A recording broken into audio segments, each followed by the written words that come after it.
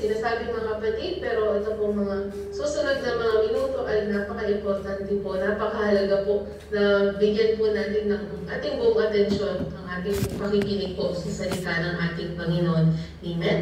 Sabihin mo sa iyong kapatid, mamaya na tayo mag-usap pagkatapos ng ating gawain. At makinig muna tayo sa salita ng ating Panginoon. At yan po ibabahagi sa atin ang tapat na lingkod ng ating Panginoon sa FBCFI LA UAE, Pastor Darwin Garcia.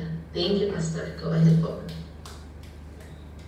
Maraming salamat po, Sister Karen.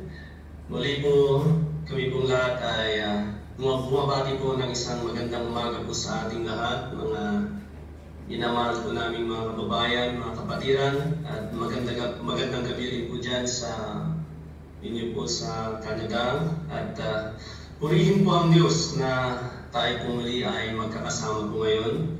Hayaan po natin na siya po ang mangusap sa atin, dahil alam ko po na ito pong araw po na ito ay ginawa po ng ating Panginoon upang tayo ay makapag-aral po ng kanyang mga salita. Kaya purihin po natin ang ating Diyos. Ako po ay nagpapasalamat sa isang pribilehiyo na makapagbahagi rin po sa inyo ng kanya pong mga salita, at naway sa pagtatapos po ng ating gawain, ang dalangin ko po ay mapagpala po tayong lahat at makatanggap po tayo ng mga kasagutan sa ating mga panalangin mula sa ating Panginoon. Muli po tayo po ay yumuko at manalangin. Hallelujah.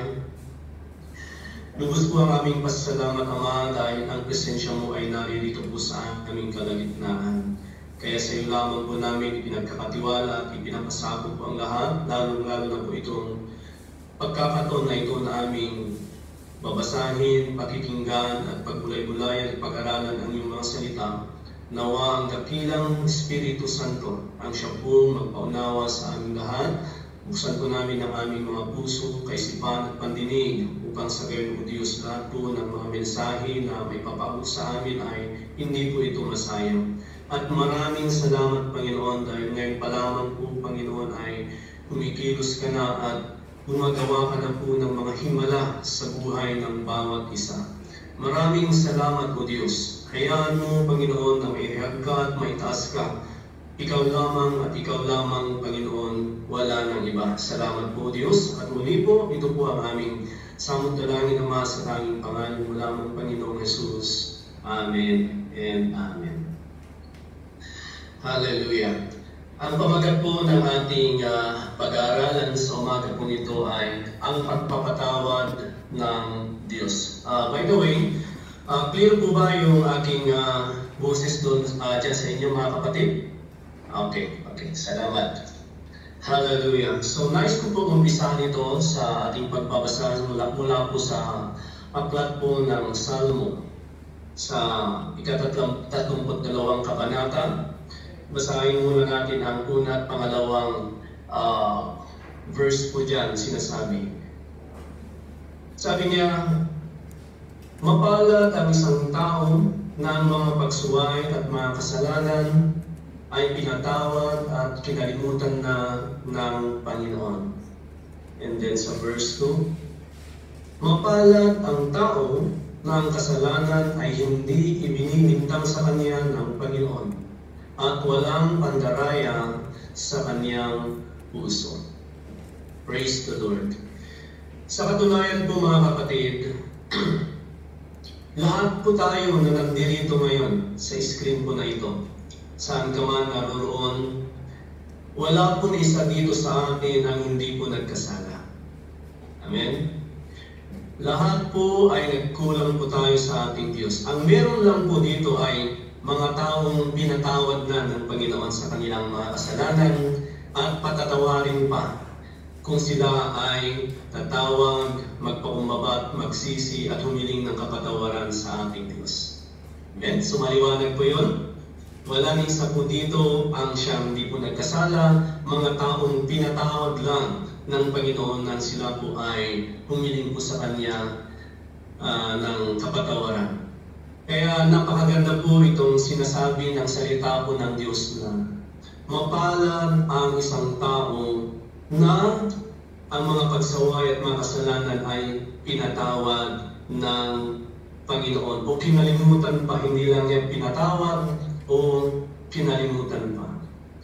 Kung ikaw man kapatid ay bagong dalo sa gawain po ngayon, kung ikaw ay bagong pasok dyan sa loob at bagong dalo ka sa ating gawain ngayon, napakapalad mo dahil ito na ang pagkakataon upang ang iyong buhay ay maisaayos at magkaroon ka ng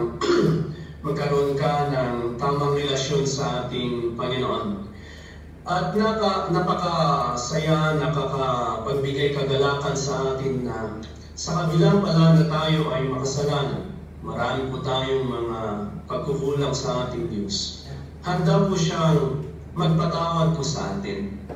Amen?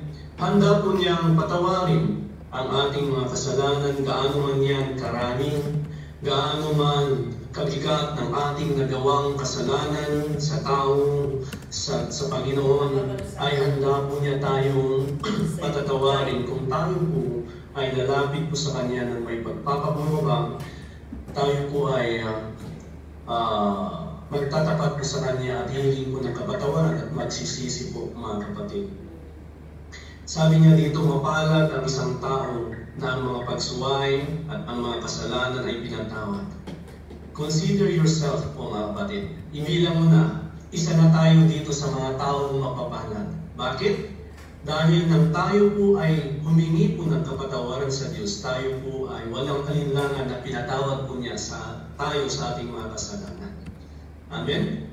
Kaya sabi niya dyan, hindi lang po niya pinatawad, kundi kinakalimutan. Dahil ang Panginoon po, kapag siya po ay nagpapatawad, hindi po siya katulad ng tao na minsan ay hirap po niyang kalimutan.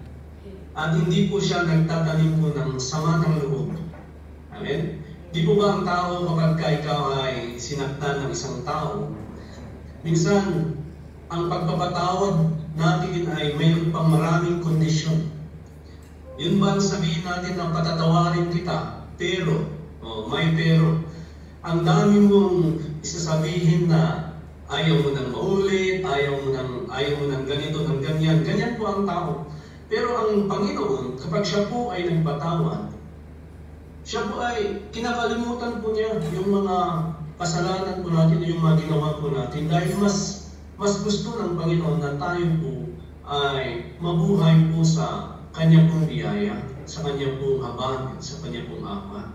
Mabuhay po tayo na hindi po natin iniisip na tayo pa rin ay guilty sa ating mga nagawa. Ganyan po ang Panginoon. Hindi niya ito binabalik-balikan na kapag ikaw ay nagkasala muli, ipaalala niya muli. Pero ang demonyo, ganyan po ang ginagawa po niya. Patuloy niya ipaalala sa iyo yung mga nagdaang kasalanan mo para i-condemn ka at tatanggalin niya o nanakawin niya yung kagalakan mo na ibinigay ng ating Panginoon. Pero sa ating Diyos, hindi po siya ganoon. Alam niyo po, mga kapatid, kung isipin po natin, siguro kung meron pong kabayaran ang pagpapatawad mula sa ating Panginoon, lahat po tayo dito ay hindi po makakabayad ng ating mga kasalanan. Di po ba? Dahil tayo po ay makasalanan tao. Araw-araw marami po tayong mga nagagawa, naiisip, na nasasabi, mga pagkikilos na hindi po natin namamalayan, nagkakasala pala tayo sa tao.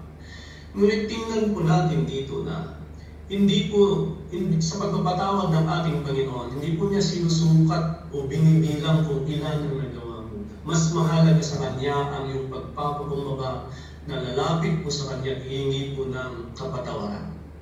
Kaya magalak na kapatid na tayo po ay naririto ngayon, wala po tayong ibang gagawin. Magpakumbaba lamang po tayo sa ating Diyos. Aminin po natin, ipagtapat po natin sa Kanya na tayo po ay nagkulang, nagkasala at handa po tayong patawarin ng ating Panginoon. Napakahalaga po ng salita pong pagpapatawad dahil dito po nag-uumpisa yun bang paparating na kagalakan. Amen? Dahil kung hindi po tayo napatawad sa ating mga kasalanan, yan po ang tuluyang sisira po sa ating buhay. At yan din po ang naglalayo sa atin, sa ating Panginoon. Amen? Sabi nga po sa verse 2, mapalad ang tao na ang kasalanan ay hindi ibinibintang sa kanya ng Panginoon. Oh. Hindi po mapagbintang ang Diyos. Sabi ko nga po, hindi po niya binibilang ang ating mga kasalanan para ibintang sa atin kapag tayo muling nagkasala. At walang pandaraya sa kanyang puso. At lalong-lalo na po na wala pong pandaraya sa puso ng ating Panginoon. Hindi po niya dadayain ang kanyang sarili na kunwari lang tayong patatawarin. Amen? Para lumapit po tayo sa kanya. Hindi po. Alam niyo mga kapatid, ang Diyos lamang ang merong ganitong character na hindi po niya hayaan na tayo ay patuloy na nakukondem o nabubuhay sa guilt dahil sa ating kasalanan. Kaya nga bukas po ang kanyang puso. Lagi po siyang handa na magpatawad po sa atin kapag tayo po ay lumalapit po sa kanya. Ano po ba ang epekto po ng kasalanan sa atin? Sabi po sa next na verse, sa verse 3, sige po, basahin po natin. Ito ang epekto po ng kasalanan na kung ito po ay ating inaalagaan sa ating puso. Sabi niya, noong hindi ko pa ipinagtatapat ang ating mga kasalanan, buong araw ako'y nanlulumog at nanghihina ang aking katawan. Yan po ang sabi po ng sumulat po nitong salmo na ito. Noong hindi pa daw po niya pinagtatapat, noong hindi pa siya humihingi ng kapatawaran sa Diyos at nagsisi sa kanyang mga kasalanan, para po siya isang bakal na unti-unti po nilalamon po ng kalawang. Yeah? Parang isa pong cancer yan. Na kapag ito po ay nagsimula sa katawan po ng tao at hindi po ito naagapan, hindi po ito nagamot, unti-unti po nitong nilalamon ang pisikal na katawan ng isang tao. So ganyan po katindi ang kasalanan. Ang kasalanan naman po ay yung kalawang, di ba? Katulad po yan ng kalawang na hindi naman agad-agad na yung kalawang uubusin niya kaagad ang isang matigas na bakal. Subalit ito po kapag nanatili po ang isang kalawang po sa bakal, kapag ito ay nagdumaan ng taon, panahon, naulanan, ito'y naarawan, ito'y natubigan, unti-unti po na yung kalawang na yan, kahit gaano man katigas ng bakal na yan, ay unti-unti po niya kinakain at sinisimula. At ganyan po ang kasalanan. Amen? So, dapat ay maintindihan po natin ito, mga kapatid, na ang pagpapatawad na pinapaabot po ng Diyos, wala pong bayad ito. Libre. Amen? Dahil wala pong halaga ng pera na kayang bayaran po ang pagpapatawad po ng ating Diyos. So, ito man, mga kapatid, di ba maramdaman po natin na kapag tayo po ay nagkasala sa ating Diyos, katulad din po nito, sumulat po sa salmo na ito na, di ba mabigat sa ating puso, mabigat sa ating kaisipan, ito po ay laging bumabagabag sa atin. So, ang tangi pong solusyon upang ang pagkabalisa at pagkabagabag po natin na dala po ng kasalanan ay pagpapakumbaba sa Diyos at paghingi po ng kapatawaran, pagtatapat po sa Kanya. Amen? Tuloyan po natin sa verse 4, ang sabi niya, araw-gabi, hirap na hirap ako dahil sa tindi ng inyong pagdidisiplina sa akin. So, talagang kapag tayo po'y nagkasala, lalo kung hindi po tayo mag-isip na babalik po sa ating Diyos, talagang hirap po ang kapalit po niyan. Amen? Kaya ayaw po ng sakit, unti-unti po niyan na lalamunin ang ating buhay. So talagang pahihirapan po tayo ng ating kasalanan. At yan po ang gusto ng demonyo sa ating lahat. Na tayo po ay masira. Kapag nawalay po tayo sa ating Diyos, gusto niya na magpatuloy po tayo ganyan. Kaya araw at gabi, kapag meron pong nananatiling kasalanan sa puso at isip po natin, yan po ang babagabag po sa atin. Sabi pa nga dyan, nawalan ako ng lakas. Yan, nakakawala po ng lakas talaga. Nakakapanghina po ang kasalanan. Tulad ng, yan, anong ganyan? Tulad ng natuyong tubig sa panahon ng tag-ag, di ba, dry. Kaya mararamdaman po natin bakit parang ang lungkot-lungkot ng buhay, parang walang saya. Yan po ang epekto po ng kasalanan. Para tayong tuyong mga dahon, tuyong puno, hindi mo mararamdaman ang kasayahan, kagalakan sa iyong buhay kapag ang kasalanan po ang nananatili sa ating mga puso. So ito po ang mensahe na binabasa po natin, napakaganda mga kapatid. Handa pong magpatawad ang Panginoon sa sino man pong nagkasala po sa Kanya dito. Amen? Bukas po ang Kanyang palad. Ito po sa verse 5, sabi niya, ngunit sa wakas, ipinagtapat ko ang aking mga kasalanan sa inyo. Kanino? Sa ating Panginoon. Hindi ko na ito itinago pa. Sinabi ko nga sa sarili ko, ipagtatapat ko na ang aking mga kasalanan sa Panginoon at pinatawad niyo ako. Hallelujah. Kagabi po meron po kaming Bible study po dito at tinanong po ng aming kapatid na nag-share po ng word kung ang isang tao ba na umaattend po sa church, palagi nananalangin, ay pinapakinggan ba ng Diyos ang kanyang mga panalangin? Yun po ang tanong po sa atin. At bilang isang kasagutan po mga kapatid,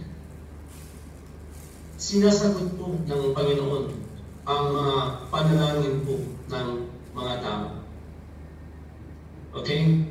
Pero hindi po sa kaparaanan na ini-expect po natin. Hindi po lahat ng panahon ay ganyan. Kundi sa kaparaanan na nais po niya, sa kalooban po niya. Maaaring isang araw, parang wala pong nangyayari, parang hindi po siya nakikinig sa atin, sa akala po natin hindi po niya nakikita. Nakikita niya. Pero meron po kasi yung panahon na tayo rin po ay dinidisiplina ng ating Panginoon. So ang Diyos po, sabi niya, sa salita po niya sa Matthew chapter 7 verse 7, na tayo po ay humingi at tayo ay pagbibigyan. We seek the Lord and mahanapan po natin siya. At kung tayo po ay kakatok sa pintuan, pagbubuksan po tayo ng ating Diyos. So doon pa lang, wala po sa atin, wala pong sinasabi ang Panginoon na kapag tayo ay tumawag sa Kanya dahil tayo ay makasalanan, ay hindi po niya tayo pinapakinggan. Although meron pong verse po na yan, pero hindi po nagtatapos doon. Dahil ang awa at habag po ng Diyos ay magpakailanman po na hindi po kailanman ay galit po ang Diyos sa tao.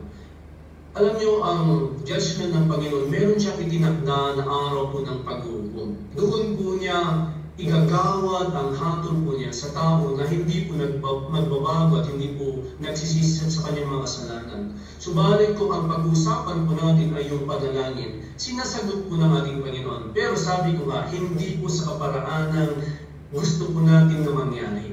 Meron po siyang kaparaanan kung paano po niya sasagutin ang ating mga ipinapanalangin.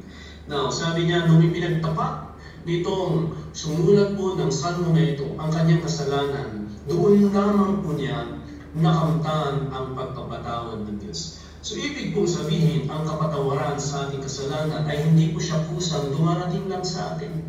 Hindi po siya ito yung ini-expect mo lang sa iyong isip, kundi sabi niya, kailangan mong ipagtapat ang iyong kasalanan sa Diyos. Hindi naman ibig sabihin ay palangalandakan mo sa buong mundo, pero kausapin mo ang Panginoon. Tumawag ka sa Kanya at magsisi ka, hindi ka ng kapatawaran at ikaw ay patatawarin ng ating Panginoon. Now, gusto ko pong ipunta po tayo sa isa pang verse sa Salmo 145. Right? Yan. Sabi niya dyan, the Lord is gracious and compassionate, is slow to anger and rich in love. You see? Mahabagin po ang Diyos at punong-puno po ito ng awa sa atin, ng habag. At hindi po siya agad-agad na nagagalit. Punong-puno po siya ng pag-ibig. Yan. Kaya kung titingnan po natin, in-exemplify po niya ito doon po sa kwento sa Biblia nung ito pong isang anak na naglayas. Ganyan po kahalintulad yung pag-ibig, yung compassion, yung habag po ng ating Diyos. Ngayon, yung isa pong anak na naglayas, Siya po ay nandun po sa kaharian ng kanyang ama. Meron po siya isang kapatid, pero pinili po niyang umalis at lumayas po sa puder po ng kanyang amang hari. Ano pong nangyari? Nung umalis po siya, lahat ng mga mana po niya na kinuha niya sa kanyang ama ay nawaldas at nawala lamang po sa mga masamang gawain. Hanggang sa siya po ay magkaroon po ng malay na bakit andito siya, nalubog. Subalit ang mga alagad ng kanyang ama doon sa kanyang kaharian ay napakaganda ng buhay. So nagdesisyon po siya na bumalik sa kanyang ama. At nung bumalik po siya sa kanyang ama, alam niyo po, malayo pa lamang po siya ay ipinakita po dito, mababasa po natin yan sa Biblia na hindi pa po siya nakakarating, malayo po siya ay inaabangan na po pala siya ng kanyang ama. So ibig sabihin, ganyan po ang Diyos sa ating mga kapatid. Araw-araw po siyang nag-aantay para tayo pong lahat ay manumbalik po sa Kanya. So ano man po ang nagawa mong kasalanan, pagkakasala sa Panginoon, ito po ang dakila pong pag-ibig po ng Diyos. Nag-aantay po siya sa ating lahat mga kapatid. Nakahanda po siyang magpatawad sa ating mga kasalanan. Hindi kung itong Haring Ama na ito ay kinaya po niyang pinatawad yung kanyang anak na nagkasala po sa kanya, how much more sa ating Diyos. Amen? So yan po, dito in-simplify po ng Diyos ang kanyang compassion, ang kanyang pag-ibig, ang kanyang awa, katulad po ng hari na kahit nagkasala ng matindi yung kanyang anak ay winelcome pa rin po niya. Hindi lang po niya winelcome, kundi nag-celebrate pa po sila. Nagkatay pa po sila ng mga matatabang tupa, animal, upang i-celebrate po yung pagbabalik ng kanyang ama. Ganon din po sa ating Ama na nasa langit, mga kapatid. Kahit sa isang kaluluwa na ito po'y manumbalik, magsisi, at mapunta po sa langit, lubos po ang kagalakan ng mga anghel. Sila po'y nagpupuring lubos sa ating Ama dahil ang isang buong kaluluwa ay napunta po sa langit. So isipin po natin yan, mga kapatid. Ngayon, gusto po nating lahat dito. Lahat po tayo, alam ko po na gusto natin na tayo lubusang mapatawad sa ating mga kasalanan. Ang isa pong rason at isa pong dahilan upang tayo ay mapatawad sa ating kasalanan ay yung ipagtatapat nga po natin sa ating Diyos. Yan, basahin po natin ang ating panghuling verse dito po sa 1 John 1:9. Okay, sige. If we confess our sins, He, that is Jesus Christ, He is faithful and just, and will forgive us our sins and purify us from all unrighteousness. Kapag daw po ipinagtapat po natin ang ating mga kasalanan, mga minamahal na mga kapatid, tapat po ang Diyos at makatuwiran po siya. At handa po siyang magpatawad po sa ating mga kasalanan. Now, ang katanungan po, handa ka ba kapatid na ipagtapat sa Diyos ang iyong pagkakasala? Hindi ko po sinasabi na ipagsigawan po natin kung ano ang ginawa po nating kasalanan, kasamaan sa ating mga nagdaan para marinig ng ating kapwa. Ano? Taimtim po na lumapit ka sa Diyos, magpakumbaba. Dahil siya po ay handa po na magpatawad sa iyo at lilinisin ka, lilinisin tayo sa ating mga kasalanan. So, napaka-powerful po ng confession. Ito po ay yung manggagaling sa iyong puso. Idalangin mo at hilingin mo sa Panginoon at bigkasin mo sa iyong bibig. At sabihin mo sa Panginoon na, Ama, Panginoon, ako ay nagkasala sa iyo. Lumalapit ako sa iyo at humihingi ako ng kapatawaran. O di po ba, mga kapatid? Kapag ito ay ginawa po natin ng taos po sa ating puso, yun pong bigat na dala po ng kasalanan na nagbibigay sa atin ng pagkabalisa at kabigatan ay kung pwede pong mapawi at matanggal po yan. Kahit sa sandali po ito. Kung ikaw kapatid ay nakikinig po ng mabuti, ito pong salita po ng Diyos na ito ay makapangyarihan. Amen? At maraming salamat dahil nakikita ko naman na halos lahat po sa inyo ay talagang nakikinig po ng maayos at mabuti po yan sa harap po ng Diyos. Kaya ito lamang po mga kapatid, kung ikaw ay handa po na tumanggap po ng kapatawaran po ng Diyos, para naman yung mga bigat, mga pasanin na dala-dala ng iyong puso na gawa po ng kasalanan ay matanggal. Matanggal po yung guilt, yung condemnation po na laging sinisiksik ng demonyo sa iyong isip. Sabi nga po, we need to confess our sins to the Lord. Ipagtapat po natin sa Kanya. Aminin po natin na tayo po ay nagkulang, nagkasala po sa Diyos. At humingi po tayo ng kapatawaran. At tayo ay patatawarin po, lilinisin po ng ating Panginoon. Handa po ba tayo mga kapatid? Hallelujah. Okay po. Yan po ang mensahe. Tayo po ay yumuko at manalangin po tayo. Mag-agree po tayo sa panalangin po na ito bilang panalangin na rin po natin sa ating Panginoon. At tayo po ay lalapit po sa Kanya. Magpakumbaba po tayo. Ipagtapat natin ang ating mga pagkakasala sa Kanya. Makakaasa po tayo na kapag ginawa po natin yan, ng taos sa puso ay patatawarin po tayo ng ating Diyos. Amen?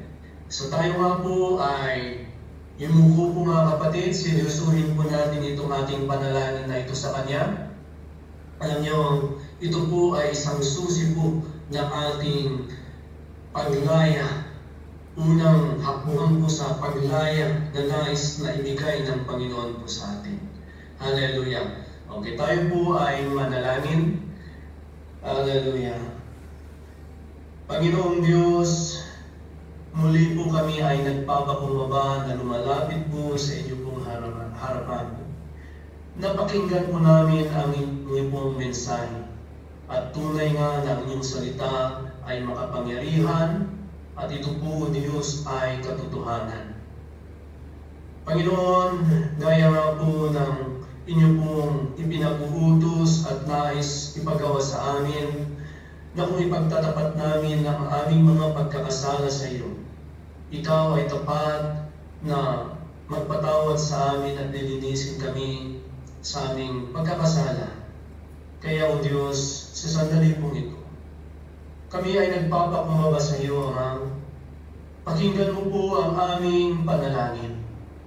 O Diyos, patawarin niyo po kami sa lahat po ng aming mga pagkakasala na aming nagawa sa puso, sa isip, sa pananalita, sa gawa, O Diyos. Sinasadya man po namin o hindi, mga nagdaang pagkakasala na hindi po namin ay pagpatawad o hindi po na ipagtapat sa iyo. O Lord, salamat sa pangako mo na kapag kami po ay magtatapat sa aming mga kasalanan sa iyo, O Diyos, ay handa kang magpatawad. At yan nga po, O Diyos, ang aming inaasahan sa sandaling ito. Kaya, Panginoon, nagpapakumbaba po kami. Patawarin niyo po kami sa lahat ng aming mga kasalanan noon at sa kasalukuyan, sa mga bagay na hindi pa po namin naihingi ng pagpapatawad, ay patawarin niyo na po niyo kami. Linisin niyo po kami, Ama. At tanggalin po ang lahat po ng mga pagkukundina at lahat po ng mga guilt na sinisiksik po ng demonyo sa amin. At patuloy na po kami, Panginoon, na mabuhay po sa kalayaan. Maraming salamat, O Diyos. Binubuksan po namin ang aming puso at tinatanggap po namin, O Diyos, ang inyong pagpapatawad sa amin. Ngayon, Panginoon, hiling na po namin na punuin niyo ang aming puso ng inyong kapayapaan at ng inyong kagalakan. At maging sa mga sakit at karamdaman na dala po ng kasalanan, Panginoon, hiling po namin na kami ay inyong pong pagalingin. O Diyos, ipanumbalik ang dating sigla ng aming mga espiritual na buhay at katawan, maging aming kaisipan na magkabag, na balisa, ay magkaroon na po, Diyos, ng kapayapaan. Maraming salamat po, Diyos, at sa iyo po namin isinusuko ang aming buhay. Maghari ka, Panginoon, mula ngayon, at tulungan niyo po kami na makasunod ng inyong pong mga kalooban at ipinag-uutos. Maraming salamat po sa inyo pong mga salita na aming napakinggan. Patuloy nga po, Diyos, na iukit mo ito sa puso ng bawat isa at maging sa aming espiritu, kaluluwa at isip ay hindi po ito mawawalay sa amin at pagbulay-bulayan po namin ito sa araw at sa gabi. Maraming salamat po, Diyos, sa pagdinig mo sa aming mga aming mga panalangin, O Lord God, at pagpatawad mo sa aming mga kasalanan. Salamat po, Diyos, at sa iyo lamang po namin iaalay aming buhay. Ang aming pasasalamat at pagsamba ay sa iyo lamang po, Ama, sa tanging pangalan ng Panginoong Hesus. Ito po ang aming samot dalangin. Amen and Amen. Hallelujah! Maraming salamat po mga kapatid at magandang araw po. Pagpalain po tayong lahat ng ating Panginoon. Yan po ang ating mensahe at ibalik ko na po sa ating mahal po na kapatid. Salamat.